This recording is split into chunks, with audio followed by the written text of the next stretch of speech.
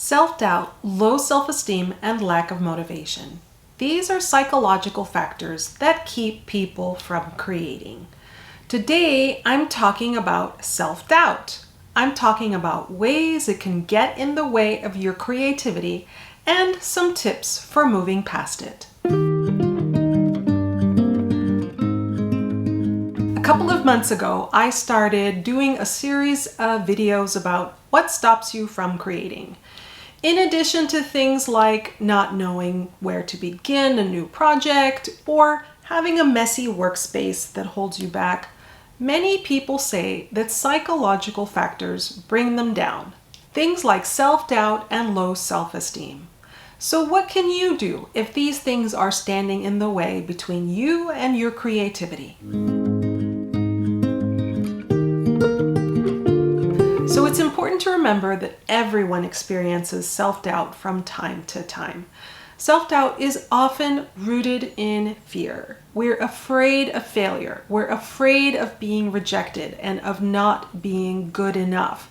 And therefore, it can stop some people from even trying. Self-doubt is a common experience for artists. It's a normal part of the creative process. It can be hard, but the key is to not let it stop you long-term from creating. Okay, so let's talk about some advice to help you move past self-doubt. Tip number 1, embrace imperfection. Now, I'm not saying strive for imperfection.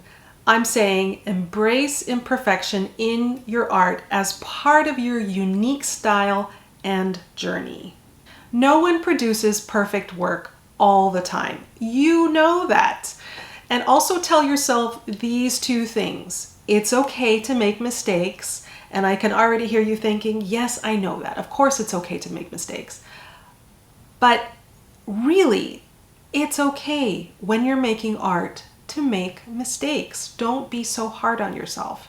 And the second thing to remember is there's going to be art that you create that you simply don't like. So what do you do? What do you do when you make something that you don't like? So go through this mental exercise with me. Say that you've been working on something for many hours, perhaps even longer than a day. You finish it and you don't like it. What do you do? How do you react? Do you get angry and say, I'm never going to do this again. I'm obviously not good at this. I need to try something else. I don't want to do this anymore. Or do you say, okay, I didn't like this, but why don't I like it? I don't like it because X, Y, and Z. Next time I can try something different. I can do this differently, and I will probably like the result a little bit more. You can always learn something from art that you don't like. The key is that if you give yourself the space to be imperfect, it's really liberating and it pushes back on self-doubt.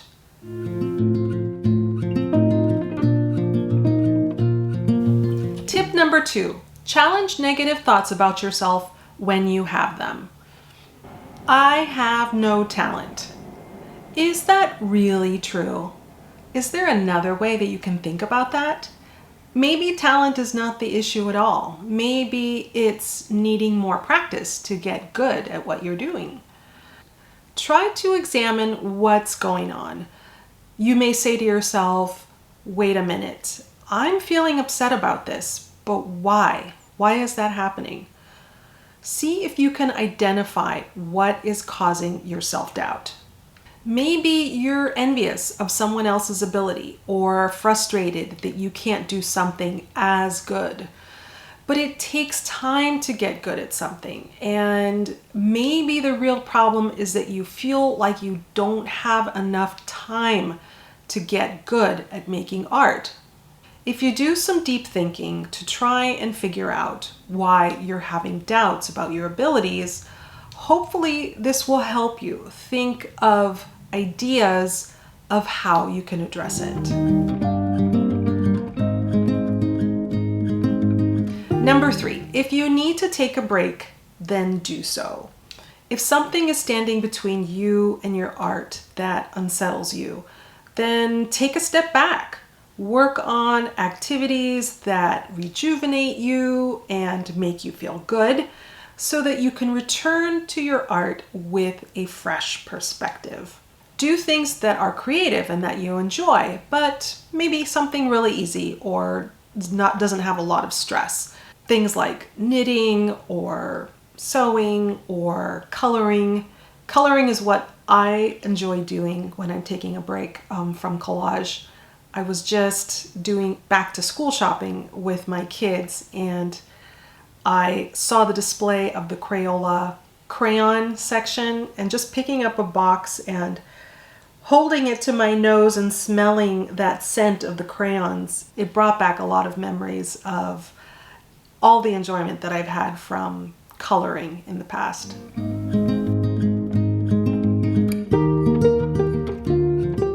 Tip number 4 on overcoming self-doubt. Focus on the process rather than the final product.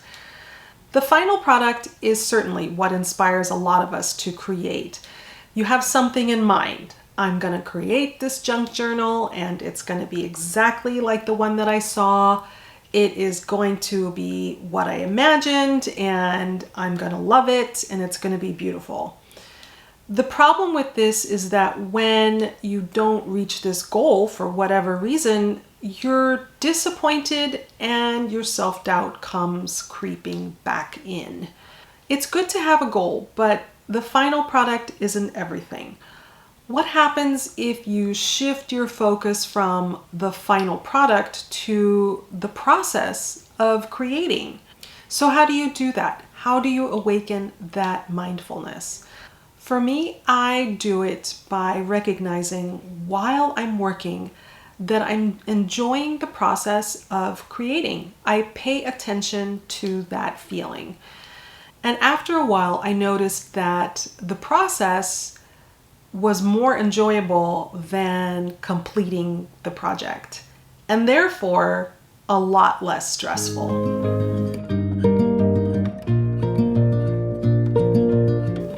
Now, this next piece of advice you have heard a lot.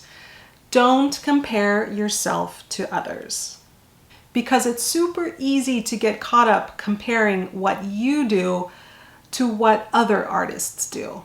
I've done this many times and it definitely brings down your self-confidence. So if you find yourself comparing and it doesn't feel good, then stop scrolling on Instagram or whatever social media online. And it's easy for me to say don't do it, but remember that what you often see posted is the final product. You don't know how many hours it took a person to create that. And you also don't know how many months or years it took a person to get good at what they do.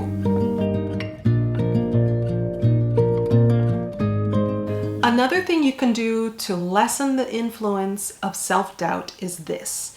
When you finish a piece of art that you're proud of, take a moment to celebrate your accomplishment. Maybe you've made this one small piece of index card art.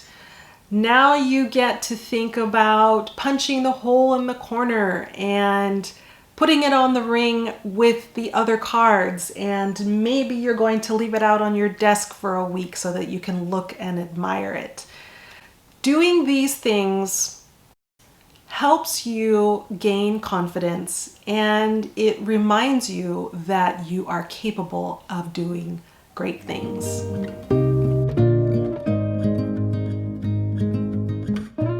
Now, I just said stop scrolling on social media, comparing yourself to others. However, if you can find a supportive online community, one where you feel comfortable posting your work and leaving positive comments for other people who post images of their work, then this can be a very valuable thing. It's a place where you could feel safe and supported, and perhaps even a place where you can talk about your doubts and struggles. One community for collage art that I host is called the Collage Art Collective. Our members are very kind and supportive, and people are not afraid to post questions or provide comments on topics. The people you spend time with can have a big impact on your confidence and your self-esteem. You know that if you surround yourself with positive people, they will help you to feel better about yourself and what you create.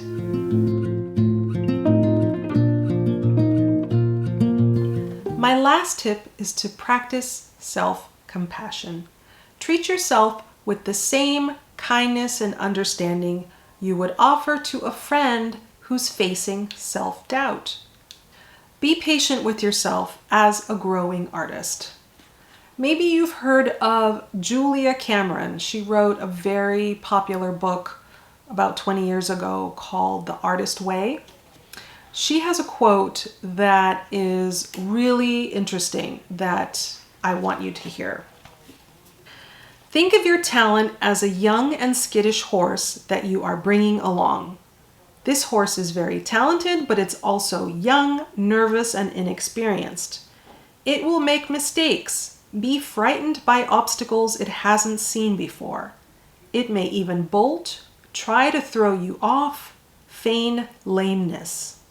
Your job as the creative jockey is to keep your horse moving forward and to coax it into finishing the course. Imagine thinking of your creativity like a skittish horse. You need to take the rein and to carefully but steadily keep you going on that creative journey. Now, what about you?